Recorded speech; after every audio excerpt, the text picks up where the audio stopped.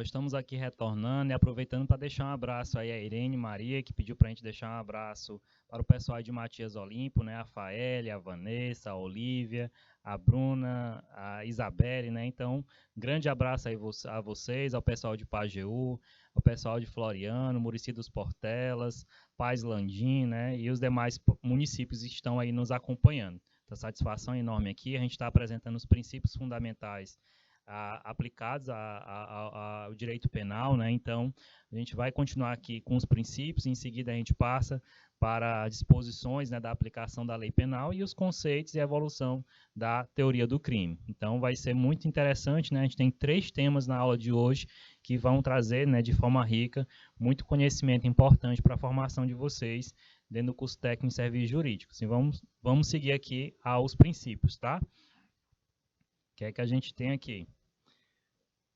O princípio da culpabilidade, pessoal. E esse princípio, o que é que ele nos traz aqui? A culpabilidade, ela diz respeito ao juízo de censura, né, ao juízo de reprovabilidade, que se faz sobre a conduta típica e ilícita praticada pelo agente. Reprovável ou censurável, pessoal, é aquela conduta levada a efeito pelo agente que, nas condições em que se encontrava, né, podia agir de outro modo. E aí se reprovava-se o agente, né, por ter optado de tal modo, né, que foi possível atuar em conformidade com o direito, haja proferido, né, preferido agir contrariamente ao que está exigido pela lei. Então, a culpabilidade é um juízo sobre a formação da vontade do agente. E aí a gente deve entender esse princípio, né, da culpabilidade como a exigência de um juízo de reprovação, né, jurídica que se apoia sobre a crença fundada, pessoal, na experiência vivida cotidiana de que ao homem, né, é dado a possibilidade de, em certas circunstâncias, agir de outro modo. Então, esse princípio da culpabilidade ele vai trazer essa percepção, né, esse entendimento, no intuito da gente poder nos direcionar, né, dentro do direito e ter essa conexão, né? Saber que se o agente, né, o indivíduo, o cidadão, ele simplesmente for contrário ao que está ali legislado, ele vai estar sendo culpado, né, por essa conduta. E aí o princípio da culpabilidade, pessoal, ele traz 3 sentidos fundamentais de direcionamento da culpabilidade. A culpabilidade como elemento integrante, né, do conceito analítico de crime, a culpabilidade como princípio, né, medidor da pena, e a culpabilidade como princípio, né, impedidor dessa responsabilidade penal objetiva. E aí cada um desses 3 sentidos fundamentais vão nos trazer o direcionamento de entendimento, né, como o legislador pode estar ali aplicando, né, trazendo na lei essa perspectiva de punir, né, a culpa daquela pessoa que não está seguindo os preceitos legais, né, e assim indo de encontro, indo contrário à segurança jurídica, né, da sociedade ali que está envolvida. Então, esse princípio da culpabilidade é mais assim um esclarecimento, né, para que a gente possa assim perceber que se eu não seguir as regras, as normas, as legislações penais, eu vou poder estar sendo punido, né? E aí ser punido pelo crime, pelo delito, né, pela contravenção penal e está respondendo, né, respondendo uma pena por aquele crime específico. Então, exatamente essa observação, né, ela vem nos trazer esse direcionamento do que vem a ser o sentido da culpa, né, a culpabilidade de cada conduta. Então, vamos seguindo aqui na perspectiva dos princípios.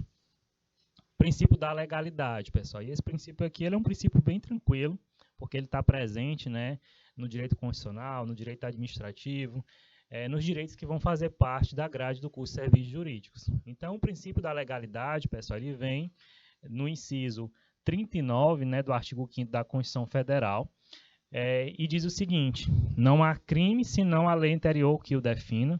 Então, não há crime sem lei anterior que o defina, nem pena prévia, né, nem pena sem prévia cominação legal. Então, essa redação, pessoal, ela pouco se diferenciou no que tem no artigo 1º do Código Penal e não se fala, né, na existência de crime se não houver uma lei definida como tal. A lei, pessoal, é a única fonte do direito penal quando se quer, né, proibir ou impor condutas sob a ameaça de sanção. E tudo que não for, né, expressamente proibido vem a ser lícito, né, em direito penal.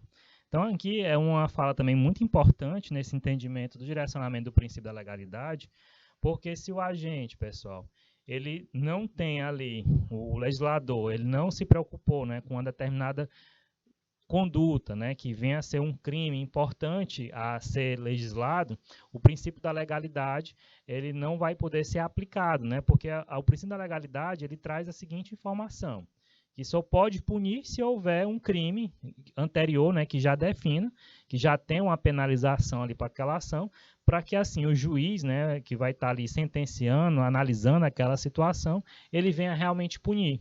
Então, não tem como ter uma punição se não tem uma lei anterior expressa, já em vigência, né, que possa estar sendo aplicada.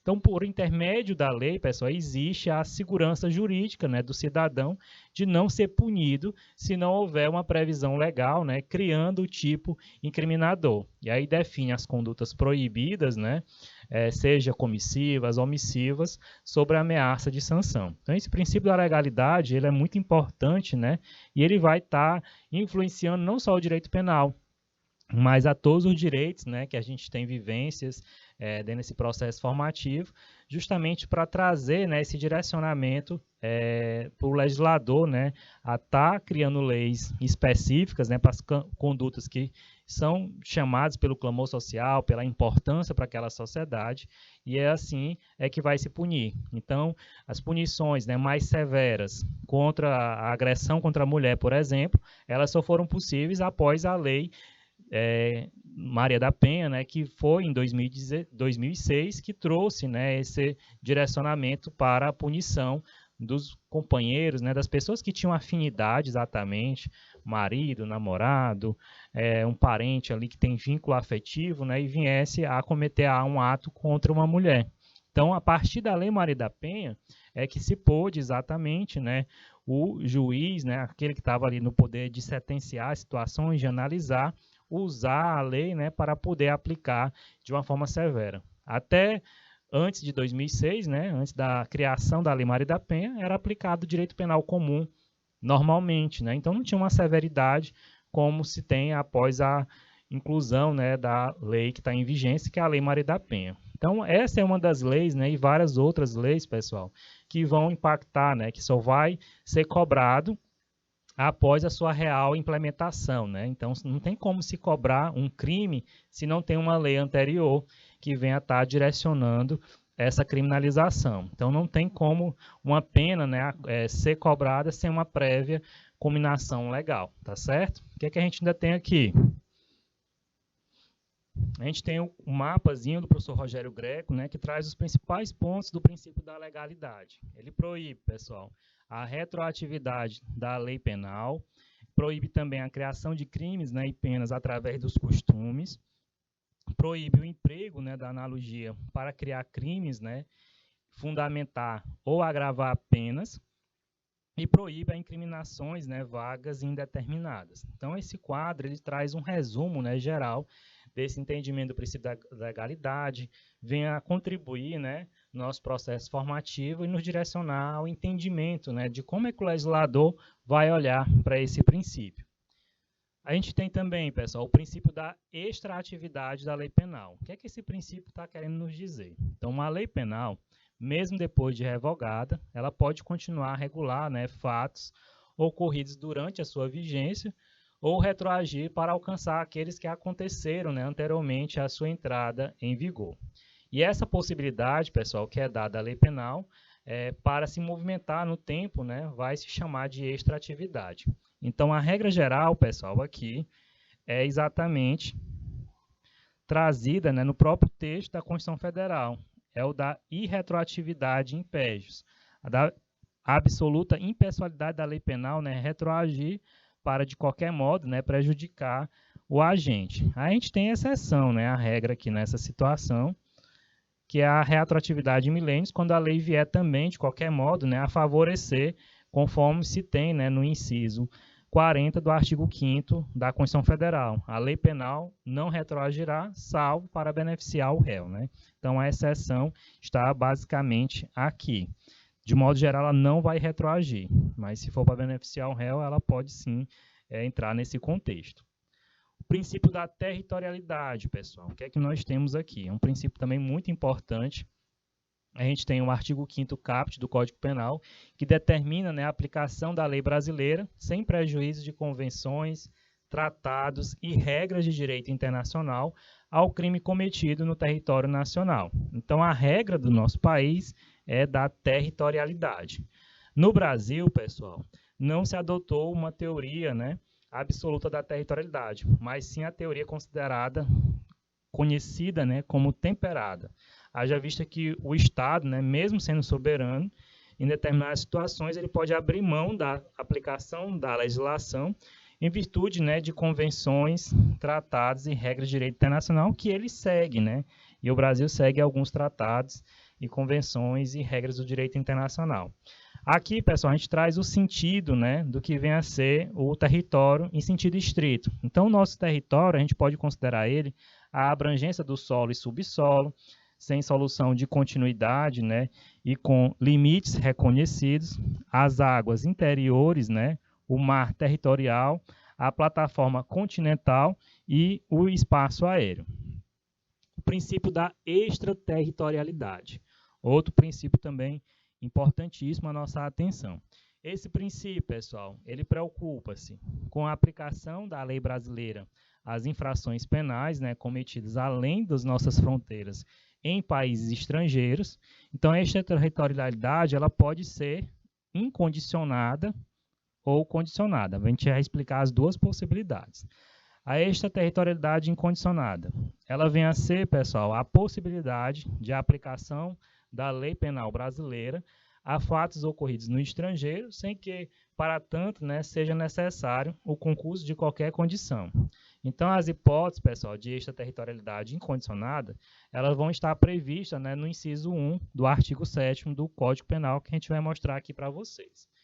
Então, o artigo 7º diz: ficam sujeitos à lei brasileira, embora cometidos no estrangeiro, os crimes contra a vida, né, a liberdade do presidente da República, o princípio da defesa real ou de proteção, contra, pessoal, o patrimônio ou a fé pública da União, do Distrito Federal, do Estado, de território, né, de município, de empresa pública, sociedade de economia mista, autarquia ou fundação instituída pelo poder público, contra, pessoal, a administração pública, né, ou por quem está a seu serviço, e também na situação, né, de crimes de genocídio, quando o agente for brasileiro ou domiciliado no Brasil. Então, em qualquer dessas hipóteses, pessoal, do inciso 1 do artigo 7 do Código Penal, o agente será punido, né, segundo a lei brasileira, ainda que absolvido ou condenado no estrangeiro. Então, essa atenção muito interessante ao princípio, né, da extraterritorialidade, que está nos trazendo esse entendimento. E a gente continua aqui. Em caso, pessoal, de condenação, terá aplicação, né, a regra esculpida no artigo 8º do Código Penal, que diz que a pena cumprida no estrangeiro, né, ela atenua a pena imposta no Brasil pelo mesmo crime, quando diversos, né, ou nela é computada quando idênticas, evitando-se assim, né, dessa forma o bis in idem, que é ser o agente punido duas vezes pelo mesmo fato. E a gente tem, pessoal, a extraterritorialidade condicionada, que aí encontra-se prevista no inciso 2 do mesmo artigo, artigo 7º do Código Penal, que diz: sujeitar-se à lei brasileira, embora cometidos no estrangeiro, os crimes a que, por tratado ou convenção, o Brasil se obrigou a reprimir, praticados por brasileiros, né, os praticados em aeronaves ou embarcações brasileiras, mercantes, né, ou de propriedade privada, quando em território estrangeiro, e assim não sejam julgados, né? Então, esse princípio, pessoal, da extraterritorialidade, ele vem a ser muito importante porque ele nos traz, né, essa observação de como é que o direito brasileiro pode ser aplicado fora, né, quando tem esses cometimentos, e aí tem essas duas possibilidades em que a gente consegue enxergar. O parágrafo 3º do artigo 7º no Código Penal, pessoal, ele ainda diz que a lei brasileira ela se aplica também ao crime cometido, né, por estrangeiro contra um brasileiro fora do Brasil, e se reunidas as condições, né, que vão estar previstas lá na nossa lei. Então, se não foi pedida ou negada a extradição, ou houve, né, a requisição do Ministério da Justiça. E aí, de acordo com as inovações que vão ser trazidas pela emenda constitucional, pessoal, 45, que compete, né, aos juízes federais processar e julgar as causas relativas, né, aos direitos humanos a que se refere esse parágrafo da nossa lei, né, no artigo 109 da Constituição Federal.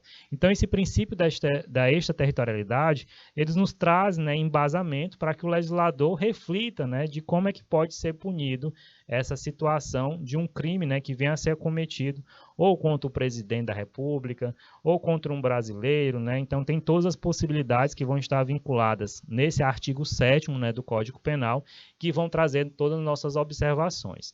A gente tem um princípio da territorialidade, né, que é o que impera aqui na relação de dentro do Brasil, né, em qualquer lugar do nosso Brasil, vai ter exatamente a punição, né, daquela pessoa que comete, né, um crime dentro do nosso país e que venha de encontro, né, venha contrário a um direito de um terceiro, né, um direcionamento social. Então, é extremamente importante, né, que a gente tenha a ter essa observação para que, assim, se possa se aplicar, né, e direcionar ao crime ideal, tá bom? Então, vamos seguir aqui a exposição do demais conteúdo. A gente aqui, pessoal, antes de entrar no próprio conteúdo propriamente dito, a gente vai deixar aqui um abraço ao pessoal de Patos, o Theo Monteiro está aí nos falando, né? A escola de Tainópolis está aí nos comunicando, e o Theo perguntou, direitos internacionais são usados nesse caso? Sim, Theo, são sim. A gente vê, né, o Brasil, ele segue alguns tratados, convenções, né, internacionais, e aí esses tratados, né, se forem necessários, vão poder sim serem utilizados, né? A priori, Theo, é refletido na perspectiva da dignidade da pessoa humana, né? O respeito humanitário, né? Então esses tratados eles vão trazer essa relação. E o Brasil, ele tem, né, ele acompanha vários tratados e convenções, e assim, se for necessário, será aplicado, né, além da nossa própria legislação. Se a nossa legislação penal, né, brasileira não atender de forma suficiente essa relação, a gente pode sim, o legislador, né, tá buscando os tratados e convenções internacionais para assim suprir, né, qualquer deficiência ou que venha a somar, né, no entendimento de uma punição àquele agente, né, que cometeu determinado crime, tá bom? E aí agora, pessoal, a gente vai estar entrando aqui no segundo tema da nossa aula, que é as disposições sobre a aplicação da lei penal. A gente vai falar sobre a contagem de prazo. Vocês vão perceber que a contagem de prazo no Código Penal é de um jeito, no Código de Processo Penal é de outro. Mas isso vai impactar conforme o uso, né? Se você está falando aqui de uma conduta relacionada ao crime penal, a gente vai observar ao prazo do crime penal. Mas se for uma relação do trâmite do processo penal, a observação vai ser um pouquinho diferente. Mas a gente vai aqui apresentar com calma para vocês, para que fique bem claro e vocês consigam acompanhar a ideia, né, de como é que é realizada essa contagem do prazo, tá bom? Então vamos seguindo aqui. No que diz respeito, pessoal, à contagem dos prazos, o artigo 10, então a gente vai destacar aqui do Código Penal, ele estabelece uma regra diversa daquela existente, né, no parágrafo 1º do artigo 798 do Código de Processo Penal. Então, ele está dizendo que no Código Penal o prazo é de um jeito e no Código de Processo Penal é de outro. Então, diz o artigo 10 do Estatuto Repressivo, né, que o dia do começo inclui-se no computo do prazo. Então, no Código Penal, pessoal, quando a gente está vendo o direito penal material, o dia do começo ele é incluído no computo do prazo. Ao passo que o parágrafo 1º do artigo 798 do Código de Processo Penal determina, né, que não se computará no prazo o dia do começo, incluindo-se, porém, o dia do vencimento. E aí o confronto desses dois dispositivos legais, né, a gente tem a distinção entre o prazo penal e o prazo processual penal. Isso não interfere, pessoal, na relação jurídica. Cada coisa está relacionado à sua relação material ou processual, tá certo? Então, a gente vai ter aqui alguns exemplos que vai aproximar vocês a uma melhor ideia. Todos os prazos, pessoal, como regra geral, que digam respeito, né, ao normal andamento do processo, né, deverão ter essa natureza e serem considerados processuais, né, a exemplo do prazo concedido ao Ministério Público, né, para o oferecimento da denúncia, bem como aqueles destinados, né, à resposta do réu, às alegações finais. Então, aqui a gente está se referindo aos prazos processuais, né, e que vai se contar conforme já foi apresentado lá no artigo do Código de Processo Penal. Então, há prazo que diz respeito diretamente ao direito da liberdade dos cidadãos, e a esses prazos, pela sua natureza, né, eles deverão ser considerados prazos penais. Um exemplo é a contagem da decadência, né, do período de 6 meses, como regra, para a apresentação, né, da representação ou oferecimento da queixa em juízo, do cumprimento da pena, né, ou da prescrição dessa pena. Além dessa distinção, pessoal, entre os prazos penal e processo penal, o artigo 10 do Código Penal, ele determina, né, que os dias, os meses e os anos, eles sejam contados, né, pelo calendário comum. Frações não computáveis na pena, que também faz parte do nosso direcionamento das disposições sobre a aplicação da lei penal. E aí no artigo 11, pessoal, do Código Penal, ele determina, né, que sejam desprezadas nas penas privativas de liberdade e nas restritivas de direito as frações de dias. E na pena de multa, a fração de cruzeiro. Aqui a gente traz a atualidade, hoje nós estamos com a moeda real, né? Mas é por como o Código Penal ele é bem antigo, não teve essa atualização, mas a gente faz associação ao real, tá certo? Então aqui, pessoal, isso significa que ninguém pode ser condenado, por exemplo, ao cumprimento de uma pena, né, porque tem a duração de 1 mês a 6 horas. Então não existe essa possibilidade de frações dentro da penalização, tá bem? Então, se alguém for encaminhado, né, por exemplo, à penitenciária às 23 horas do dia 15 de janeiro de 2020, a fim de cumprir uma pena privativa de liberdade, né, correspondente a 6 meses de detenção, o primeiro dia, isto é, o dia 15 de janeiro de 2020, deverá ser incluído, né, pessoal, no computo do cumprimento dessa pena e não importando se naquele dia o condenado tenha permanecido somente 1 hora preso. Então, como ele entrou no sistema prisional às 23 horas do dia 15 de janeiro de 2020, vai se contar, sim, aquele dia, né, como o primeiro dia de acompanhamento, né, do prazo de 6 meses de detenção daquela pena que ele está ali cumprindo, tá? Legislação especial, pessoal, também outra atenção, está no artigo 12 do Código Penal, que diz o seguinte: determina que suas regras gerais elas sejam aplicadas aos fatos, né, incriminados por lei especial, se esta não dispuser de modo diverso. Então, a falta de uma regulamentação específica, pessoal, para os fatos incriminados pela legislação especial, aplica-se assim às regras gerais do Código Penal. Então, quando o Estatuto Especial, né, ele dispuser de modo diverso, as suas regras vão prevalecer sobre aquelas gerais, né, previstas no Código Penal. Então, a lei de contravenções penais é especial, né, em relação ao Código Penal, mesmo sem a necessidade, né, de menção expressa, que o seu artigo 1º dispõe. Aplica-se às contravenções às regras gerais do Código Penal, sempre que a presente lei, né, não se disponha de modo diverso. Então, é extremamente importante, né, a gente ter essa atenção, essa percepção, porque a legislação especial vai estar ali influenciando, mas se ela não estiver ali presente, a regra geral, né, do Código Penal vai ser utilizada, tá bom? Então, vamos seguir aqui, pessoal, dentre outras observações. O parágrafo único, né, do artigo 14 do Código Penal, ele determina, salvo disposições em contrário, a punição da tentativa, né, com as penas correspondentes ao crime consumado, diminuída de 1 a 2 terços. E aí, dependendo da infração penal, se a gente pudesse fracionar o iter criminis, em tese, né, será possível a punição do agente pelo CONAPOS. Então, essa regra geral, pessoal, está prevista pelo Código Penal. E aí, o que é que o nosso colega aqui está nos trazendo, o Theo? Haverá detratores, né, de penas a partir da data de detenção até a data de sentença e transitado e julgado o processo. Theo, deixa para a gente falar sobre isso, a gente vai ter o momento de estar falando sobre a questão do processo penal, né? para que a gente não confunda esse direcionamento. O que eu quero que vocês tenham em mente de vocês é que a contagem do prazo, considerando-se o Código Penal, né, para que a gente não fuja muito, Theo, do nosso processo de entendimento aqui, mais na frente a gente vai estar se aprofundando sobre isso, é que a contagem do prazo é diferente. Quando você olha para o Código Penal, a gente tem, né, exatamente uma contagem do prazo considerando aquele primeiro dia. Já no Código de Processo Penal, a gente vai ter um prazo diferente. A gente não conta o primeiro dia, e sim o dia do vencimento.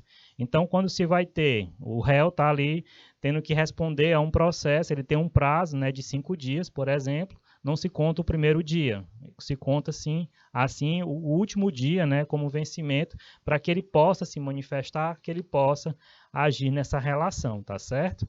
E aí, a grande principal questão aqui é a gente perceber que esses prazos são diferentes, mas que não vão impactar, né? Assim, um não derruba o outro, porque o prazo do direito penal é um prazo do direito material, e o prazo do direito processual é o prazo do direito processual, então a gente consegue separar nessas duas relações. Como a gente está aqui atento à nossa disciplina de Direito, Introdução ao Direito Penal, a gente vai estar aqui fechando com vocês esse direcionamento dos prazos, né, quando a gente for apresentar os crimes para vocês, todas as relações de crimes, né, e penas que vão ser aplicadas, a gente vai perceber seguindo, né, a regra do prazo do direito material do direito penal. Quando a gente estiver lá na outra disciplina, no próximo momento, né, de aplicar, né, de explicar a parte de processo penal que a gente vai ter, a gente vai estar se entrando, né, nessa perspectiva dos prazos para que a gente possa direcionar esse entendimento, tá bom? Então, o que é que a gente ainda tem aqui para visualizar desse tema? A lei das contravenções penais, por questões políticas, criminal, né, entendeu por bem descartar por completo, né, a punição do agente pela tentativa, dizendo o seu artigo 4º, né, não ser punível a tentativa da contravenção. Essa regra, pessoal, por estar contida, né, na lei especial, ela deverá prevalecer sobre a regra geral do Código Penal. E assim, pessoal, ou o agente consuma a contravenção penal, ou o fato por ele cometido será considerado atípico, né, por vedação da aplicação da norma da extensão prevista, né, no artigo 14, inciso 2, do Código Penal. E aí aqui a gente chega ao nosso terceiro tema de aula, que é o conceito e evolução da teoria do crime. E aí é extremamente importante perceber que existe uma evolução desse entendimento, né, da teoria do crime. O professor Zaffaroni, né, um dos teóricos do direito penal, ele traz o conceito de teoria do crime. Então ele diz o seguinte: a parte da ciência do direito penal que se ocupa, né, de explicar o que é delito em geral, quer dizer, quais são as características que devem ter, né, qualquer delito. Então aqui, pessoal, embora o crime ele seja insuscetível, né, de fragmentação, pois que é um todo unitário, né, para efeitos de estudo, faz-se necessário, né, a análise de cada uma de suas características ou elementos fundamentais. Então a gente vai estar aqui falando do fato típico, antijurídico e a culpabilidade, pessoal. A tipicidade, pessoal, a antijuridicidade e a culpabilidade são três elementos que convertem, né, uma ação em um delito. A tipicidade, a antijuridicidade e a culpabilidade, elas estão relacionadas, né, de forma lógica, de tal modo que cada elemento posterior do delito pressupõe o anterior. Exemplo, pessoal, se tem um indivíduo aqui dirigindo um veículo, né, em via pública, e aí em todas as cautelas possíveis, ele está ali dirigindo bem atento ao trânsito, ele atropela uma pessoa sem querer, atropela fatalmente um pedestre, né, que venha a falecer ali. E aí, essa pessoa, ela, na verdade, entrou na frente do carro abruptamente porque queria cometer suicídio. Então, ela se atira contra o veículo. Então, a pessoa que está dirigindo o veículo aqui, ela não pratica o delito de homicídio culposo, uma vez que ele não agiu, né, com culpa, e tampouco com dolo, e aí não há o que se falar aqui em conduta. Claro, né, que para uma situação dessa especificamente, ele teria que ter provas, né, direcionamentos, mas hoje, na forma que a gente está numa sociedade que todo lugar tem câmera, né, tem se avançado bastante, o poder público tem colocado nas principais avenidas, né, nas ruas das nossas cidades, as pessoas, né, comuns estão colocando nas entradas da sua casa, uma imagem dessa, né, poderia diretamente estar ali comprovando, né, a conduta daquele agente, além de testemunhos, né, que poderiam presenciar e ver que ele não teve essa intenção de cometer esse fato. Então, não há que se falar na conduta, né, não há que se falar no fato típico, porque ele não teve essa intenção de cometer esse fato. Então, nessa situação, vai se verificar, né, que não há crime. E aí, nesses casos, pessoal, se elimina-se o crime, né, a partir do estudo do seu primeiro elemento, que seria o fato típico. E aí, somente o fato típico, né, quando comprovado que o agente ele atuou ou com dolo ou de forma culposa, né, e que em virtude de sua conduta ele veio, né, a gerar aquele resultado e, por fim, que o seu comportamento, né, se adapta perfeitamente ao modelo abstrato previsto na lei penal, que é o que a gente prefere passar, né, ao estudo da antijuridicidade. Então, aqui é extremamente importante, né, a gente ter essa percepção, que em cada caso vai ter que ser analisado, né, a pessoa vai ter que apresentar as provas necessárias, né, às vezes ele pode até não conseguir ter a transmissão, né, de entregar e provar aquilo que aconteceu, né, e aí ele pode sim responder. A gente vê alguns casos assim sendo revelados depois de algum tempo, a pessoa cumprindo a pena, né, porque aparece uma prova depois de sentença, enfim, que pode ali estar influenciando nesse processo, que é que a gente ainda tem aqui para visualizar com vocês. Somente inicia, pessoal, a análise da culpabilidade se já tiver esgotado o estudo do fato típico, né, e da antijuridicidade. É a teoria do crime, pessoal, um roteiro obrigatório a ser seguido pelos intérpretes que compõem a justiça penal, principalmente pelos aplicadores da lei, né, que vão trazer o máximo de segurança jurídica possível, reconhecendo ou não, né, a prática de determinada infração penal. A teoria do crime, pessoal, ela encontra em constante evolução, né, como a sociedade está, e nada havendo de absoluto ainda, né, com relação aos elementos informadores.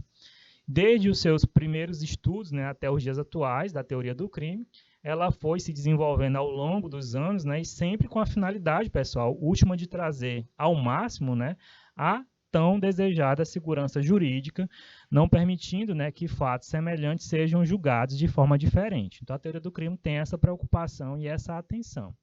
A infração penal, pessoal.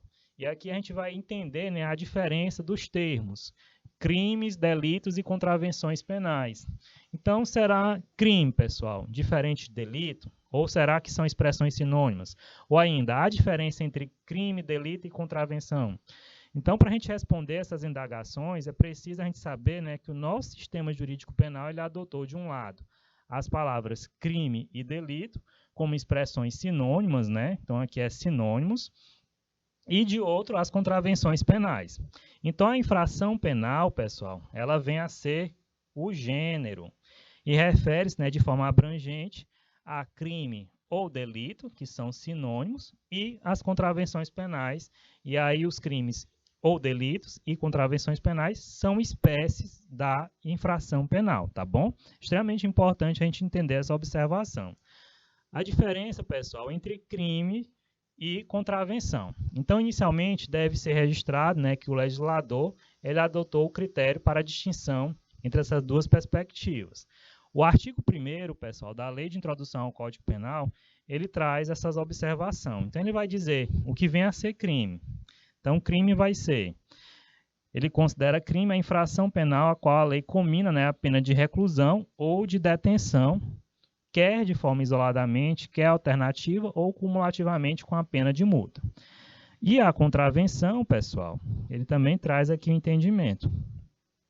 É a infração penal a que a lei comina isoladamente a pena de prisão simples ou multa, né, ou ambas, alternativa ou cumulativamente. Então, a gente consegue ter essa percepção, né, com muita clareza neste processo. É extremamente importante a gente entender a diferença, né, de crime e contravenção ao longo da nossa temática de aula. Na verdade, pessoal, não há diferença substancial, né, entre a contravenção e o crime. E o critério de escolha, né, dos bens que devem ser protegidos pelo direito penal é político, da mesma forma que é política, né, a rotulação da conduta, né, como contravenção ou criminosa. E aí o que hoje é considerado crime, amanhã pode vir a tornar-se, né, contravenção e vice-versa. Pessoal, aqui é pela própria evolução da sociedade, né, a gente já falou sobre isso. Um crime amanhã pode não mais existir, vai ser revogado, né, por exemplo, e aí não vai ser mais possível, né, se punir determinadas condutas se não tem uma lei anterior que o defina. Ou um crime pode virar uma contravenção penal, ou o contrário. A gente vai apresentar aqui um modelo para vocês, um exemplo. Todos nós tomamos conhecimentos da intensa mobilização da sociedade aliada aos meios de comunicação de massa, né, que influencia que o legislador possa agir para que a contravenção penal de porte de arma, prevista no artigo 19 do Decreto-Lei, né, 3.688 de 41, fosse transformada em crime, o que efetivamente ocorreu com o advento, né, da Lei 9.437 de 97, em que consta, né, no caput do seu artigo 10 a seguinte observação que virou crime, né? Então, atualmente, pessoal, o crime de porte ilegal de arma de fogo, ele está previsto, né, nos artigos 14 e 16 da Lei 10.826 de 2003, sendo inclusive, né, este último considerado como um crime hediondo, de acordo com o inciso 2 do parágrafo único do artigo 1º, né, dessa Lei 8.072 de 90, com as modificações que foram tragas, né, pela Lei 13.964 de 2019. Então, a gente vê, né, essa evolução da teoria do crime, né, do direito, com essas modificações, essas inserções. Então, pessoal, se aplicássemos fielmente, né, o princípio da intervenção mínima, que apregou que o direito penal só deve preocupar-se com bens e interesses mais importantes, né, e necessários ao convívio em sociedade, a gente não deveria sequer falar, né, em contravenções, cujos bens, por eles tutelados, né, bem, poderiam ter sido protegidos de forma satisfatória, né, pelos demais ramos do direito. E a gente pode apontar aqui algumas diferenças trazidas pela lei, pessoal, que são interessantes a gente perceber. Não se pune a tentativa de contravenção, não existe a possibilidade de tentativa de contravenção, sendo nos crimes, né, isso deverá ser verificado conforme cada tipo. O crime pode ter o crime consumado ou o crime tentado. Uma outra observação: as ações penais nas contravenções penais são sempre de iniciativa pública e incondicionada. Já na situação do crime, né, o crime pode ser, na análise, em ações penais de iniciativa pública incondicionada, condicionada ou mesmo privada, né? Isso está no artigo 100 do Código Penal. Então, aqui é extremamente importante a gente destacar essa diferença, né, para que vocês venham a conhecer. A gente tem também, pessoal, o direcionamento do ilícito penal e ilícito civil, o que é exatamente isso, né? Quando se fala em ilicitude, está se referindo àquela relação, né, de contrariedade entre a conduta do agente e o ordenamento jurídico. E aí a gente temos, pessoal, ilícito de natureza penal, civil e administrativo. Será que existe alguma relação entre elas? Ou numa divisão, pessoal, somente entre ilícitos penais e ilícitos não penais, a gente pode vislumbrar essa diferença? E aí, na verdade, pessoal, não há a diferença alguma. O que ocorre é que o ilícito penal, justamente pelo fato de o direito penal proteger os bens mais importantes e necessários à vida em sociedade, ele vem a ser mais grave, né? E aí também aqui, pessoal, se tem um critério de distinção, né, que é político, em que o que hoje vem a ser um ilícito civil, amanhã também pode vir a ser um ilícito penal ou vice-versa, né? Então, com a evolução, pode uma situação ser um ilícito penal, amanhã já não ser, porque a sociedade já não entende mais como aquilo, e o legislador vai estar acompanhando, né, esse movimento que a sociedade está em constante transformação. O legislador, pessoal, sempre observando os princípios que norteiam o direito penal, fará a seleção dos bens, né, a que este interesse mais de perto, né, e deixando a proteção dos demais a cargos de outros ramos. Então, a diferença entre ilícito penal e civil, né, vão ser observada a gravidade de um ou de outro, né, e conta-se assim a sua real consequência. O conceito de crime, pessoal. E aí, no nosso atual Código Penal, não nos fornece, né, um conceito de crime, somente dizendo, né, a sua lei de introdução, que é o crime, né, reservado a uma pena de reclusão ou de detenção, que é alternativa ou cumulativamente com a pena de multa. Com essa redação, pessoal, o artigo 1º da Lei de Introdução ao Código Penal somente nos trouxe, né, um critério para que, analisando o tipo penal incriminador, a gente pudesse distinguir o crime da contravenção, mas ele não trouxe o conceito exatamente de crime. Então, a gente vai ter que buscar a doutrina para trazer esse conceito de crime, tá bom? E aí aqui a gente mostra, pessoal, a evolução do conceito, né, da teoria do crime. O crime ele pode ser visto de forma formal, de forma material, de forma analítica. E aí cada perspectiva dessa a gente nos tem, né, a atenção desse direcionamento do que vem a ser crime. Todas essas relações, pessoal, da ideia do que vem a ser o conceito de crime vão ser importantes para o nosso direcionamento e entendimento do que vem a ser o crime, né, através da própria linguagem dos doutrinadores. Aqui a gente traz uma outra observação, que é a que não se esgota o que a gente queria mostrar para vocês. Ao longo da nossa disciplina, a gente vai ver todas essas perspectivas aqui. O fato jurídico, tem as questões de conduta, resultado, nexo causalidade, tipicidade. Anjuricidade, tem essas observações, né, quando a gente não atua em estado de necessidade, legítima defesa, estrito cumprimento do dever legal, exercício regular do direito, né? E quando não houver, né, o consentimento do ofendido como causa supralegal, né, de exclusão de licitude, e na perspectiva, pessoal, da culpável, né, seria a imputabilidade, o potencial consciência, né, sobre a licitude do fato, a exigibilidade de conduta diversa. Então, aqui, ao longo das nossas aulas, a gente vai estar se aprofundando, né, nessa temática.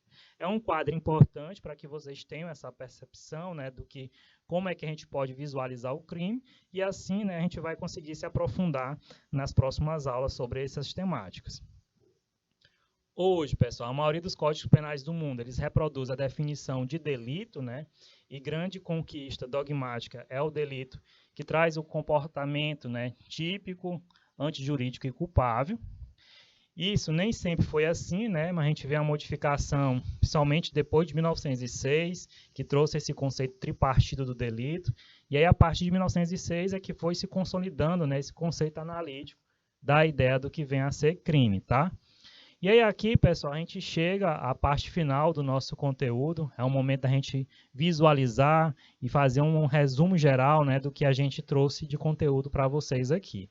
A gente tratou os princípios gerais do direito, né, os princípios que são importantíssimos para o legislador atuar, né, para que ele possa direcionar a criminalização dos crimes, né, que ele vai estar ali apenando, né, ou direcionando nos crimes. A gente teve também, pessoal, as percepções, né, das disposições e aplicações da lei penal. Então, a gente falou da questão da contagem do prazo, né, vinculada ao Código Penal, a contagem do prazo vinculada ao Código Processual, e aí depois a gente chegou aqui nessa perspectiva, né, da evolução e conceito da teoria do crime, e os principais aspectos, né, dessa teoria do crime que a gente teria aqui para mostrar para vocês. Então, é muito importante, pessoal, a gente vai entrar ainda na especificação, né, do entendimento de cada crime. O Theo está perguntando aí sobre a questão do jogo do bicho, a gente vai se aprofundar sobre os crimes, né, quando chegar na parte de direito penal especial, tá bom, Theo? Então, um grande abraço a vocês, fiquem tranquilos, estudem, tá? E até a nossa próxima aula, que a gente vai continuar aqui o nosso conteúdo, tá? Um grande abraço a todos.